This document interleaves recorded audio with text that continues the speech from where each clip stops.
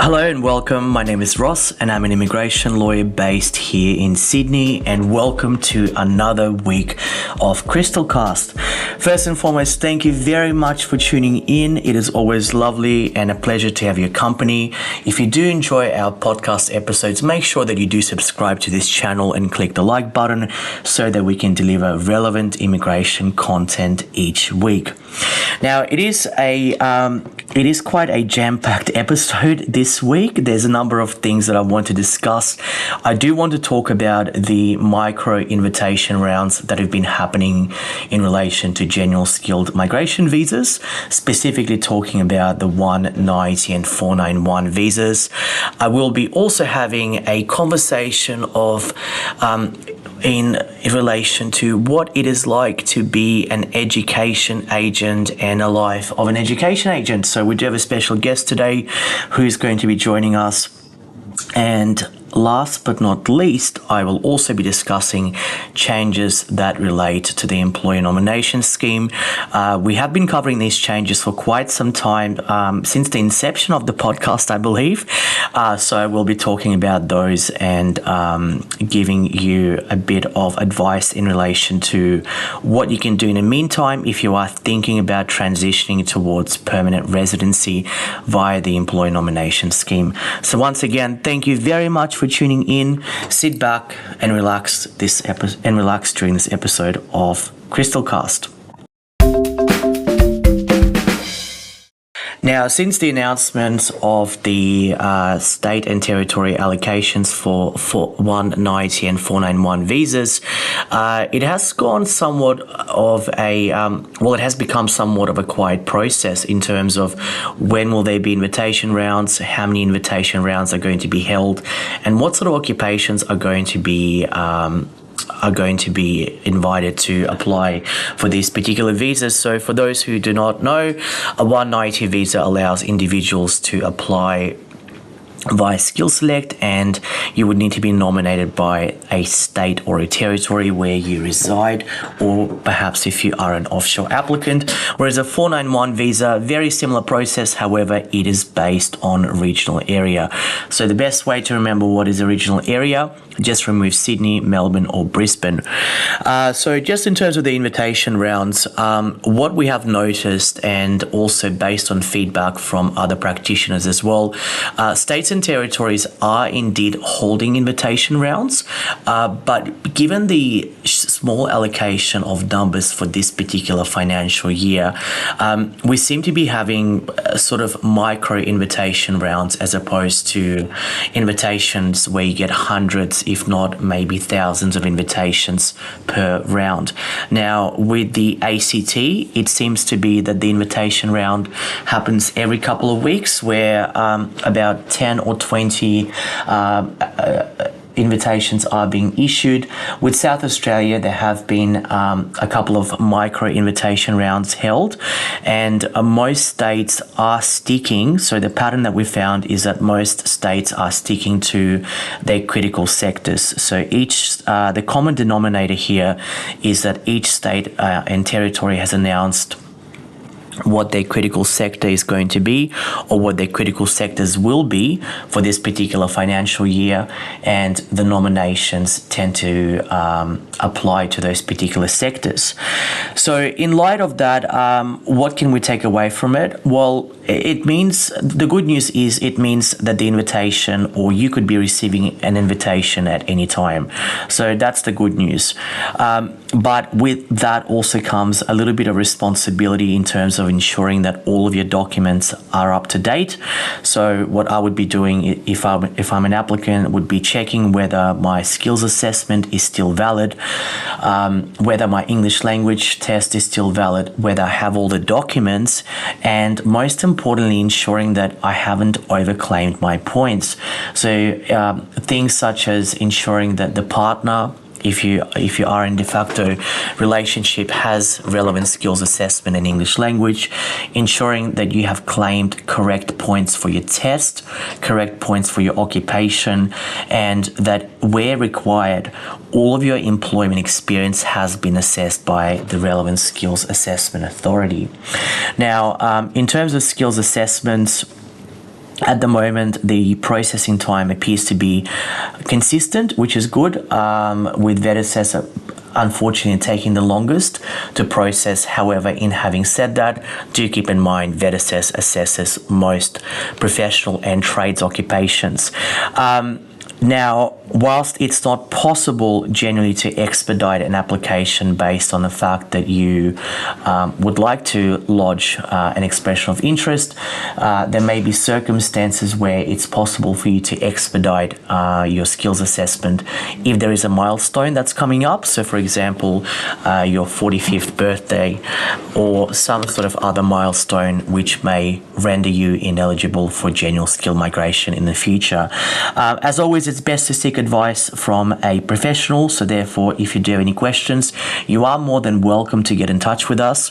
Inquiries at crystalmigration.net. That's inquiries at crystalmigration.net. And just as we navigate through this episode of Crystalcast, I do want to give a shout out to my Crystal Migration training team who are conducting a face-to-face CPD session here in Sydney today. It's an awesome day, wonderful weather, and it's also very good to see some new and also familiar faces. I do think that face-to-face CPDs are quite special. I love attending CPDs face-to-face. I love conducting them as face-to-face events as well. So it is great to be able to host an event today. So doing a little bit of multitasking, presenting, and also recording this episode here for you. So to those of you who have attended our CPD session, it was great to see you. And if you are thinking of attending a CPD session in the city near you, we do have one coming up in Melbourne, one coming up in Perth, and our 2024 schedule should be out very, very shortly. And now on to topic of the week, and that is significant changes to the Employer Nomination Scheme Subclass 186 program. Now, as I mentioned at the start of the podcast, we have been covering Employer Nomination Scheme since the inception of this podcast, 10 episodes ago, but the actual process of changing the legislation goes back to over 5 years ago. So just to give a little bit of a background as to how we've got to where we are, what used to be called a subclass 457 visa, which had around 700 or up to about 800 occupations available, allowed all 457 visa holders to transfer towards permanent residency. Now, that visa was abolished in 2017 and replaced in 2018 by what is now known as subclass 482 TSS visa. Now, the TSS visa has a lot of similar characteristics to the old 457 visa, but there are some distinct differences, and one of these, the ability to apply for permanent residency, and that was generally, up until now, limited to a medium-term list.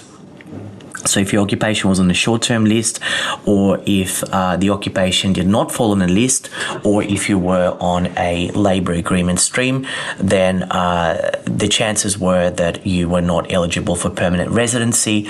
Of course, with labour agreements, permanent residency would be eligible if that was negotiated as part of the agreement process.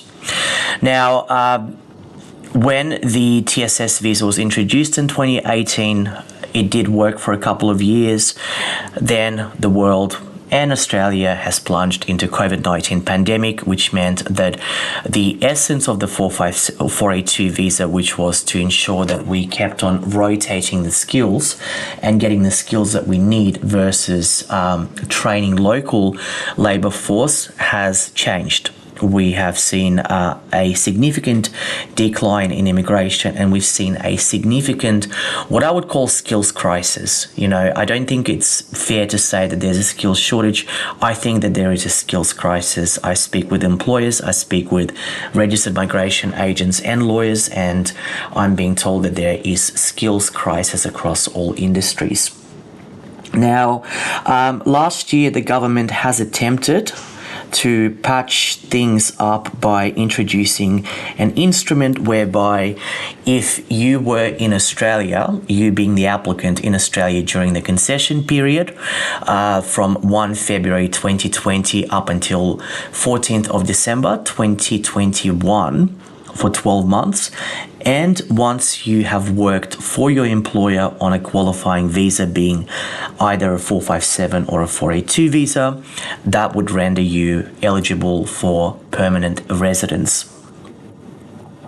Now, unfortunately, whilst the instrument specified these particular exemptions and made certain cohorts eligible for permanent residence via the temporary residence transition stream, there was still some confusion left. For example, on the department's website, it stated that the provisions would only last until 1 July next year.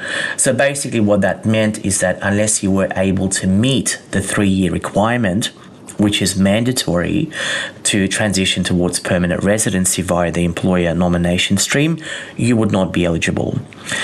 It also meant that those individuals who haven't commenced applying for sponsorship via the 482 pathway would unlikely meet that requirement in time for 2024. But also, I think the biggest realization was to acknowledge that we've got a chronic skills shortage, that this isn't going to go away. COVID really has crippled Australia in a number of different ways, and that we needed a permanent solution. We had a number of different jurisdictions, including the UK, US, New Zealand, Canada, all rolling out clear pathways towards permanent residency. So Australia almost sat on the back foot of rolling out these legislative instruments which had confusing expiry dates and rendered a lot of people just simply not eligible and not being able to compete, or not compete, but not being able to utilize that process.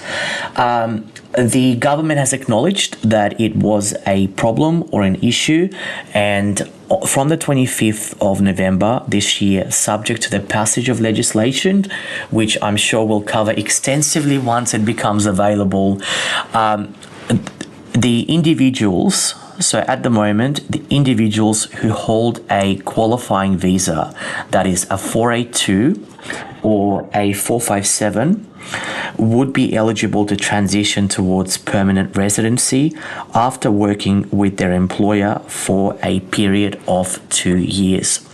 So qualifying visa being a 457 or a 482 visa, working with their employer for a period of 2 years. So the change here is the change from 3 years to 2 years. Now, the other important element is that there's now going to be the removal of the reliance on skilled occupation lists, which is quite significant. As I mentioned earlier, at present, occupations which are on the medium-term list and are the ones that are eligible towards permanent residency. Those occupations that are on a short-term list, the only way that they would be able to transition towards permanent residency is if they are able to meet the current concessional provisions which expire in July next year. So the key takeaways are from 25th of November 2023, skilled occupation lists will not apply, meaning that whether you are on the short-term stream, on the medium-term stream, the regional stream, or the labour agreement stream, as long as you worked for your employer for 2 years, you would be able to transition towards permanent residency. This also applies to any applications that have not yet been decided. Now, the other additional change, which is quite important, is the discontinuance on reliance on skilled occupation lists. So subject to what that's going to look like in the legislation, future applications for 186 visas may not necessarily be subject to a skilled occupation list. Unfortunately, at this point, it's not possible to elaborate on what that would look like. It may mean that maybe instead of focusing on skilled occupation lists, we're going to be focusing more on the skill level positions. For example, skill level 1 through to skill level 3 may automatically be eligible towards permanent residency. We do need to see that legislation. However, it is good news. I know a lot of clients or visa applicants and employers have been quite nervous about the changes. I've been certainly receiving a lot of phone calls in the past 6 months now, asking whether those changes are confirmed or whether this is something that is of a promise that may or may not eventuate. Therefore, I am happy to confirm that as of 25th of November 2023, these changes are indeed happening, and there will be further announcements made throughout the week as and when they arise. I still do recommend that you do seek professional advice before applying for permanent residency, because all other criteria does need to be satisfied. So, for example, the things that you would need to take into consideration include, but not limited to, things such as any unpaid leave, whether your employer is in a financial viable position, whether the position is available for 2 years, and any other intricacies that involve a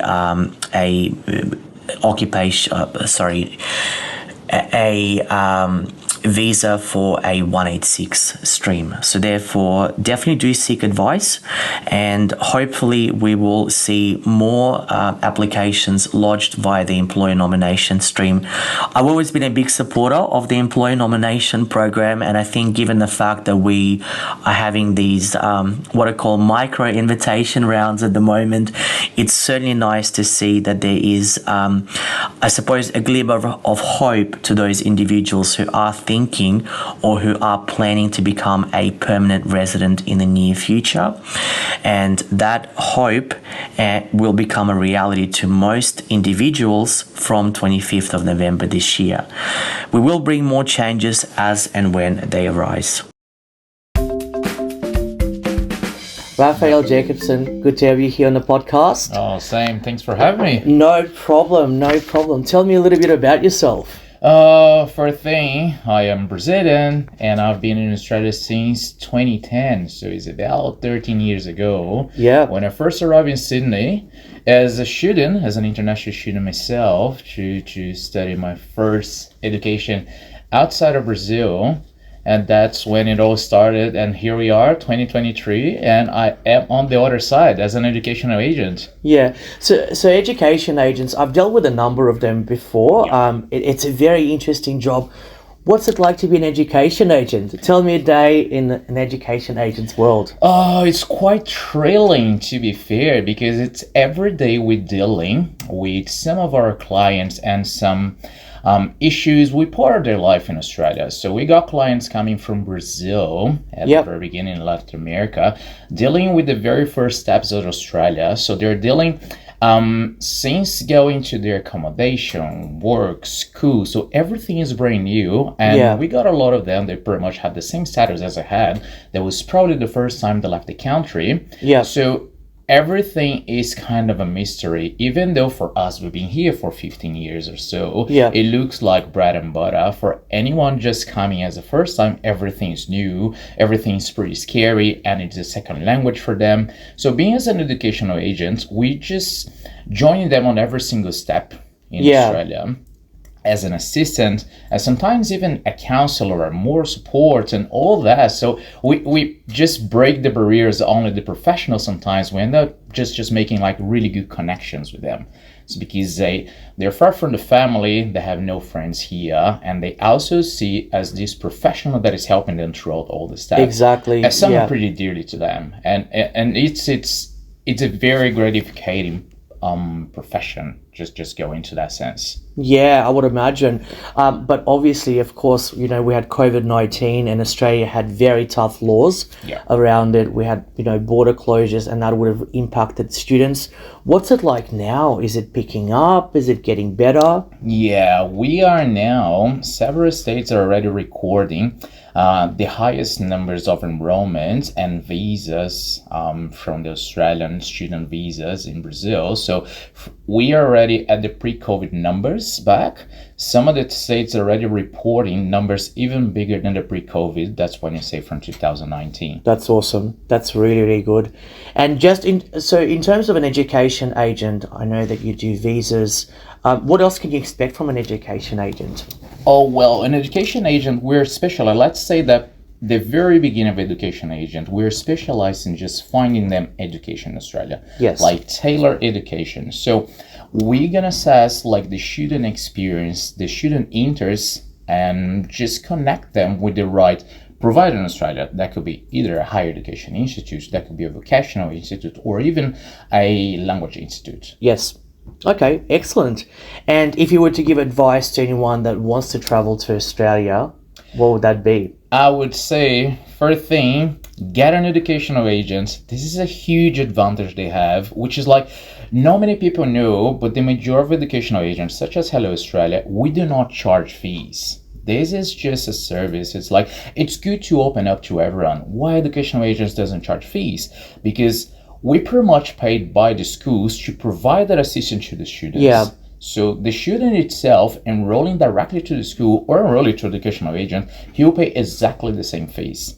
So get in business with an experienced educational agent. One, you're gonna have someone connecting you with the right course, assessing work experience and getting everything to the right and most fit course for your career.